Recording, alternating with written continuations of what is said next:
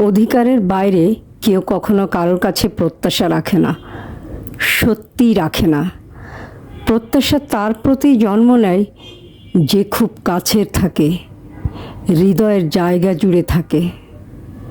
আর সেই জায়গাটা যখন ফাঁকা হয়ে যায়, তখনই মানুষ অজান্তে আশা করে সে ফিরে আসবে, সে বুঝতে পারবে, সে অনুভব করবে। কিন্তু বাস্তবতা বড়ই নির্মম। যার কাছে আপনি একসময় সবচেয়ে আপন ছিলেন, একদিন সেই মানুষটাই আপনাকে অধিকারহীন করে দিবে। আর তখন ভালোবাসা থাকবে, কিন্তু সম্পর্ক থাকবে না। তার প্রতি আসক্তি ঠিকই থাকবে, কিন্তু নাম থাকবে অপ্রাসঙ্গিক। মানুষটা থাকে, শুধু তার প্রতি কোনো অধিকার থাকে না।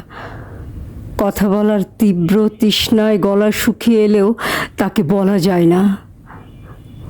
তখন অভিমান, অভিযোগ, ভালোবাসা, আদরের আবদার যেন মূল্যহীন হয়ে যায়।